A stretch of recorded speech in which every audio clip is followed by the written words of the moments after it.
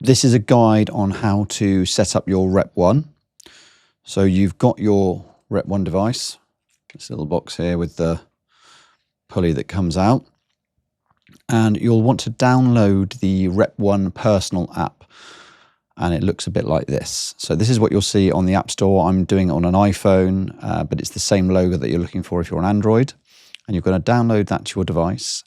And then when you open the app, you're going to look at this screen. So it'll say RepOne would like to access the camera, and we're going to allow that, and the microphone, and we're going to allow that, and your photo library, and I'm going to allow that.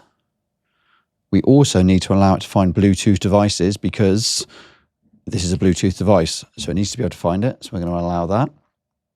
So it starts on the settings tab, and you can see we've got settings, analysis, history, and workout. All right, so we're going to be starting on the settings tab, and you've got this screen here, and we're just going to scroll down, and you've got RepOne sensor settings. So you're going to open that drop down. Now this is every time you take a reading, when the device is recording what you're doing, it's going to display what we select here. So we want to make sure we've got the right settings to start with. We want the average velocity, which is, so it's already starting on the right one, of the last rep.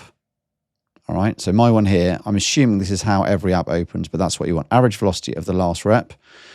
The second one, now, I mean, I'm going to tell you what I use, but as long as you've got the average velocity of the last rep on the first one, these are optional to a certain extent. But I'm going to recommend you put range of motion,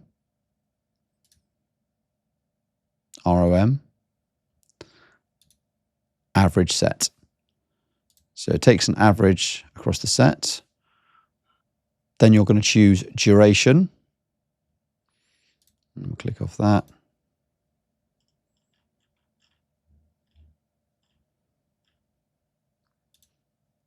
Average set. So we've got velocity of the last rep, range of motion of the average set, duration of the average set, peak velocity of the last rep we can leave the same, and then duration of the minimum set we can leave the same. So now we've got those set, we can actually go ahead and link the device. So I'm going to scroll back up, and that refresh tab there is what we're going to use. But first of all, I'm going to get my device, and at the bottom, you can see that there on the camera, there's a little switch with a plus and a minus. Obviously it's on the minus. We're going to put it on the plus. So I'm going to flick it downwards. Let's do it so the camera can see. I'm going to flick it downwards there. And then it's going to light up on the top. And it's just booting up where those red lights are on. Now we've got two red lights there. And what I'm going to do now is I'm going to click the refresh tab. So it's found the device, and we're going to click on there. So it's now connected to the device. So we've linked. If you notice, that red, what was red light, is now blue on the top. Okay, so it's now talking to that device. Those two little blue lights there are on. So while those blue lights are on, we know it's connected. If we go back onto the app, obviously we're on the settings page. So now you're good to go. Everything you do on this device now is going to be sent to your phone on the app, and you're going to be able to see it. I'm just going to have a quick look across. So we're going to go across to that workout tab. So that's the tab at the far left as you're looking at it. And this is the screen you're going to see every time you do a rep or a set on the device. You can put as much or as little info into this as you want. The way I suggest you start using it is you basically use the minimum that you need, which means you don't have to put anything in. You're going to have your program written separately on a separate sheet, and you're just going to use this device to pick up the last rep. Now that, if you look at this red circle here, that is what you're going to be looking at. So I'm going to do some fake reps on this now. So let's imagine this is attached to the bar, and let's do a set of 3. 1, 2, 3. We've done the 3 reps. You can see actually it's kept get this so it focuses. A bit tricky. There we go. Get it in the way of my face. That'll focus properly then. So it does bring up the data on the screen for about 5 seconds afterwards. So you can always just look down at the device when you finish the set, and that'll show you the final rep. But it's obviously sent it to the app as well. So this is what you'll be shown at the end of each set. So you can see we did 3 reps. 1, 2, 3 as we go up there. And now you can see after 30 seconds, it pops it down because it knows you're ready to move on to the next set. But we can go down there and open it up again. And that just means that it's dropped it down and saved it as a separate set, so that if you were then going to do some more reps now, it's not going to add them on. So it gives you a 30-second grace period, moves it down, then it's ready for the next set. So you've not got to do anything. When you want to start your next set, you just go, and it's going to be automatically separating out the reps into sets. So let's go down into that one below and open it. I'm just going to scroll up a little bit so you can see. So we didn't put in exercise name, weight, blah, blah. We didn't use that. We didn't use the video log. Don't worry about any of that for now. This is all we need. And actually, this is all we need. So this is the average velocity of the final rep of that set. So 0.56 meters per second.